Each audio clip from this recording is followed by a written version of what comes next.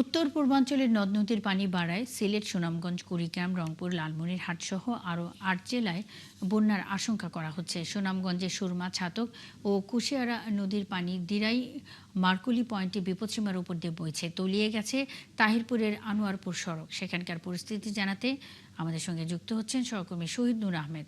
শহীদ নূর, বর্তমানে পরিস্থিতি কেমন দেখছেন? জেলা প্রশাসন থেকে কোনো ব্যবস্থা কি নেওয়া হয়েছে কিনা?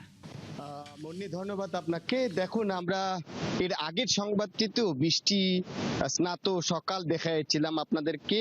তো সেটি আসলে এখন যে অবস্থা, কাকফাটা রৌদ্র দেখতে পাচ্ছেন যে এখানে রৌদ্র জলমল আবহাওয়া কিছুক্ষণের মধ্যেই হয়েছে, এবং এই যে রৌদ্র জলমল আবহাওয়া কতক্ষণ পরেই আসলে বৃষ্টি হচ্ছে। এই বৃষ্টি আর রোদের মধ্যেই আসলে এখানকার এক সপ্তাহ ধরে দিনানিপাত করছেন এখানকার মানুষজন। কর্ম যারা করছেন তারা আসলে বের হতে পারছেন না।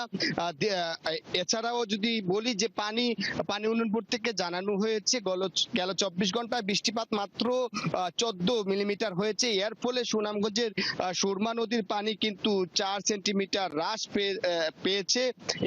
এছাড়াও সকাল থেকে এখন পর্যন্ত আসলে বৃষ্টিপাতে না হওয়ায় বা যে কমে যাওয়ার কারণে পানি কমেছে। এবং আমি যদি বলি যে সুনামগঞ্জে যে স্থাতক পয়েন্ট বিপদ সীমার প্রায় ১৫ সেন্টিমিটার উপরে ছিল, সেটিও হ্রাস পেয়ে সেটি মাত্র ২ সেন্টিমিটার উপরে রয়েছে। এছাড়াও সুনামগঞ্জের যে আনোয়ারপুর সড়ক, সেইখানেও পানি হ্রাস পেয়েছে।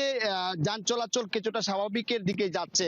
প্রশাসনের পক্ষ থেকে বলা হয়েছে তারা সকল ধরনের প্রস্তুতি নিয়েছেন, তবে তারা বলছেন যে বন্যা পরিস্থিতি তৈরি হবে না। যদিও পানি উন্নয়ন বোর্ড থেকে প্রায় এক সপ্তাহ ধরে বন্যার স্বল্পমেয়াদী একটি পূর্বাভাস দিচ্ছে, কিন্তু এখনো পর্যন্ত আসলে পরিস্থিতি ওই রকম তৈরি হয়নি। তো মুন্নি, সুনামগঞ্জে এখনো পর্যন্ত স্বস্তি রয়েছে, এখনো পর্যন্ত বন্যা পরিস্থিতি দেখা দেয়নি।